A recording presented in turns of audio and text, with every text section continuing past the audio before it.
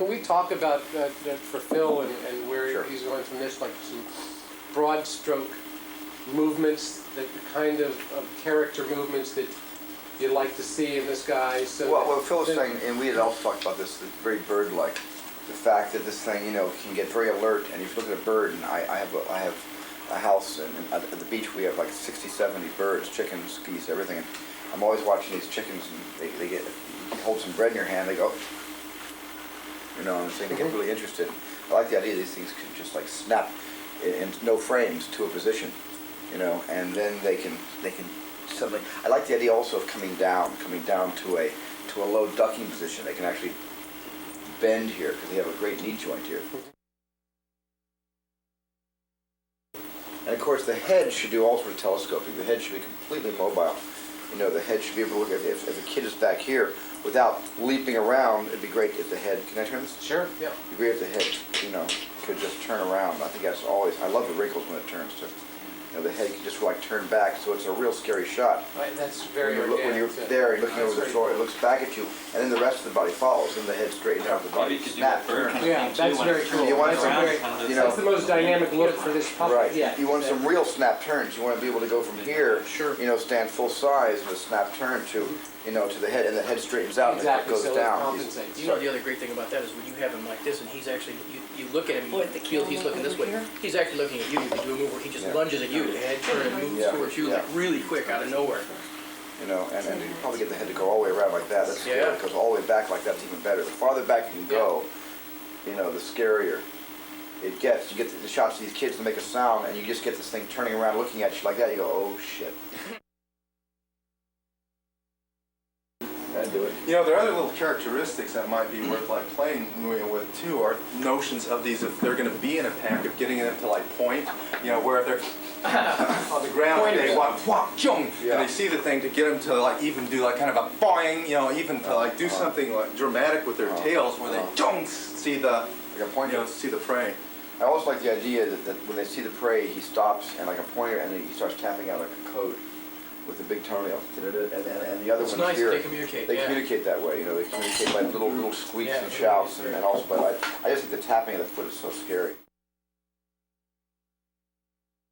A couple of pretty important, physical details that should be incorporated into all of these things to really pull it over into reality is they're always breathing. Yes. Just constantly, you're seeing the rib cages. I'll tell you, I did on E.T. That was something was so important to me, was getting E.T. to always have chest movement. His vein in his head. Oh, hi, Kat. Remember the vein? Always getting his little vein. Pulsing, that was, But I think there's so much drama that you could get out of, pregnant pauses when they stop and they're holding their breaths. They're getting ready to attack. Sure, and when you stop that. Or when they just get done hitting somebody, they're the other thing that they're hyperventilating. Oh, I love the breathing idea. Also, on E.T., we all the eyes were able to dilate. Is that possible to do that here? We have to do that in close-up. Close-up, close-up head. Yeah. Build a bigger one because I think that's really good. It adjusts different light. You see the eye getting bigger or smaller. And we did that about 4 shots in ET. It was really effective. The philosophy of this would be that we would make it scarier. We would never see a shot like this.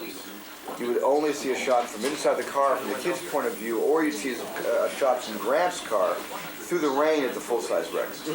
And that would be the rules, because otherwise it becomes a Godzilla movie where you're cutting to angles.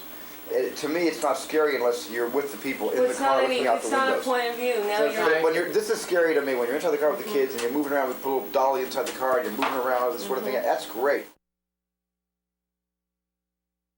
He should try to I like the idea of him putting his whole body against against the car and pushing the car on purpose. Yeah. And the car comes up against the fence, which is probably, by that time it's down like this, it comes up against it, and then the car starts going like this. Yeah, great stuff like that. Yeah. But the electricity totally out, isn't it? Because I was going to say, it'd be great if the sparks are flying off the fence. But you know what's really going to be scary? I mean, everything we're talking about here is essential for credibility.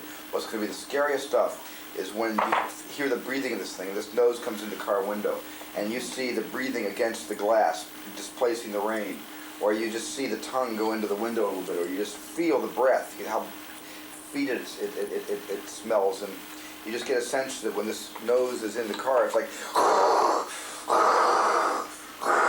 deafening. Intake and expiration of air. It could really be scary. But the part I like is where it eats the skylight, and the skylight, the big plexi comes out, and it actually protects the kids in a plastic bubble. But it frustrates the wreck. He's trying to get his mouth around the kids, but he's got the plastic bubble in his way. It goes right through the top of the car. So it means the whole half the roof would be a big plastic bubble. It could just go inside the car and encapsulate them, you know? What wouldn't be good is the Rex looks over his shoulder at a sound. It goes like this. Right. Oh, no.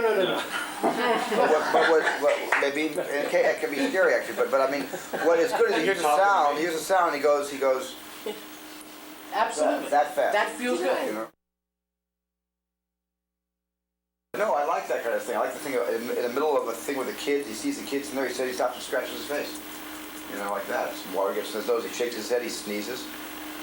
You know, I had all the ET operators constantly with ET stuff like that. For no reason, things that had nothing to do with the story. It was just behavioral. And like you say, like the breathing could be, I mean, just constantly having these huge volumes of. Yeah. Now, how do you do that stand full size with the breathing? I have no idea.